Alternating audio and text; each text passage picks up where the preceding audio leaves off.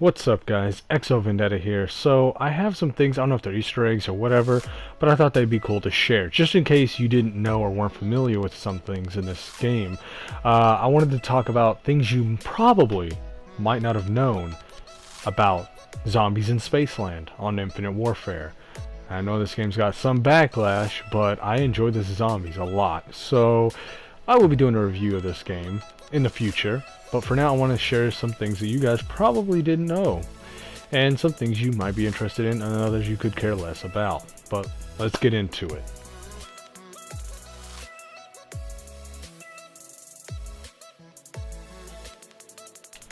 Now, Call of Duty is obviously always hinting at new things in their games. You just gotta find them. One thing I've noticed is these posters that say "Coming Soon," which is Murder High and Captain Kill. Now, if you ask me, these look like new. Those don't mean anything, but maybe they do. But I've noticed these posters around, and one really caught my eye. You know, and it says "Now playing" on Zombies in Spaceland, which is hinting that there's more. But this is the one that caught my attention. It says "Coming Soon," and it seems to be off the wall, like they were trying to hide it. Could that be the next one, or will that be like the final zombie map? My theory is we'll just have to find out and see.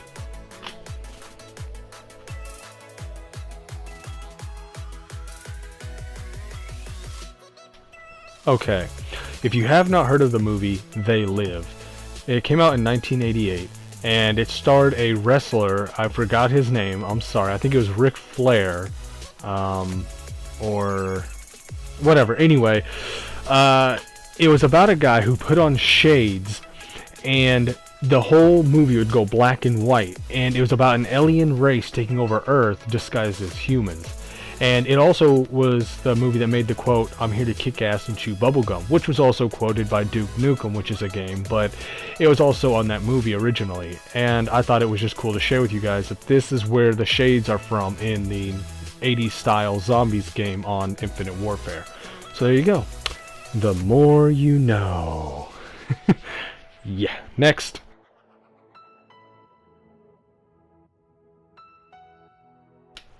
Alright, so time to talk about one of my favorite characters on here, Andre. I don't know, something about his style I like. But if you notice, he looks like 50 Cent or Exhibit from Pimp My Rides. But if that's not all, he also sounds like Jay-Z if you take a second. And that should be no surprise, because the guy that voice acts him is a guy who is also very talented at voice acting as Jay-Z. As a matter of fact, he did that once on stage, and you could look it up. That's where I got that photo from. He's also known for being on SNL and working there primarily. And that's all I could figure out about him, though. But Jay Farrow has been in some movies as well, and he's a really comedic guy. Very funny. Check him out. He's got good content. YouTube, though, I don't know if he has that. But yeah, moving on.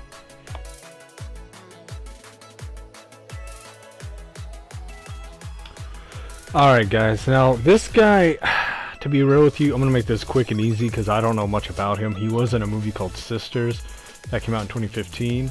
But mostly I just remember him from being on SNL and some extras, like, you know, not really important. But AJ is voiced by none other than, you've heard it, Ike Barinholtz. Yep, that's it.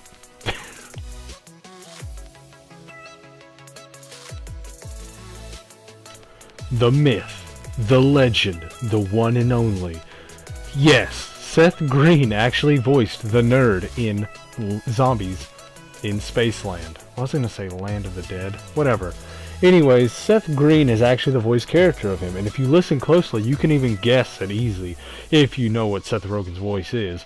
And if you don't know who that is, then shame on you. That's the guy that's behind Adult Swim's a lot of shows like Robot Chicken, and on top of that, he's been in plenty of movies.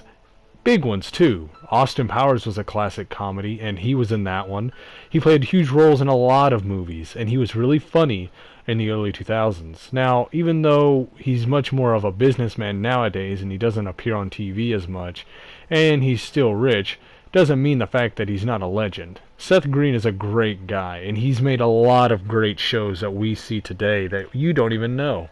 He's also voiced a lot of other characters that you wouldn't believe. But I'm not going to say everything that he's done or show off or brag, but yeah, this is just a really cool Easter egg that I thought I'd show you. It's not really an Easter egg, but just something you might not have known. Like I said,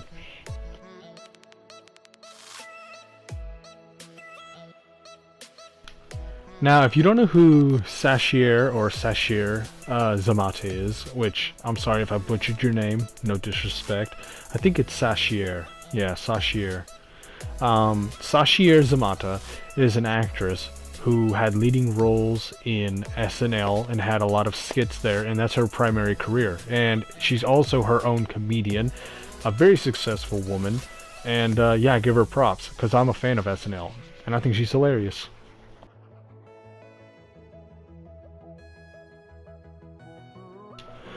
Okay, so if you don't know who Paul Reubens is, you can definitely tell now after I show you this photo. Paul Reubens is none other than Pee Wee Herman himself. If you don't know what Pee Wee Herman is, then, well, shit. You must have not been born in the 90s or heard about him. But he came from a popular TV show back then, and it was a little weird at first, but it was popular for some reason.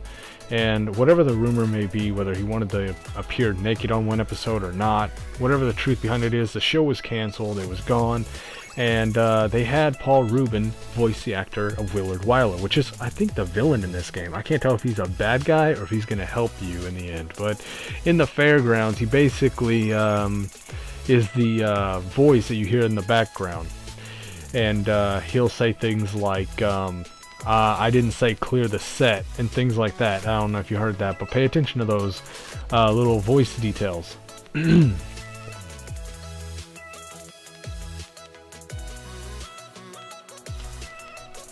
Alright, have you ever walked by the DJ and thought he was familiar? Maybe thought you know who he is, but just can't put your tongue on it? Well, say no more, because that is none other than David Hasselhoff, the guy who played the role as the beach guy on the SpongeBob First movie. He was also in the 1980 show series Knight Rider, which you can play that theme song in the game. And also, he's been in a lot of other films and voice acted for a lot of other movies and shows. So, just so you know, those are some of the things I wanted to share with you about him. He's a very successful guy, by the way, so definitely stop by the DJ next time if you didn't think about it, and check him out now, because one thing that him and Paul Reubens has, the character that I just talked about, is that they both actually CGI printed their face in the game. Yeah, they actually allowed them to do that. Him and Paul Reubens. So definitely always keep that in mind, that that's a little cool feature that you probably missed, which is why I'm surprised you guys didn't think to look at the DJ's face and see that. But I get it, you know, you're trying to rack up on points, kill zombies, and kick ass. Plus with a giant alien after you, I can't kind of blame you for not paying attention. But anyways, that is the last voice actor that I have to show you for now, guys.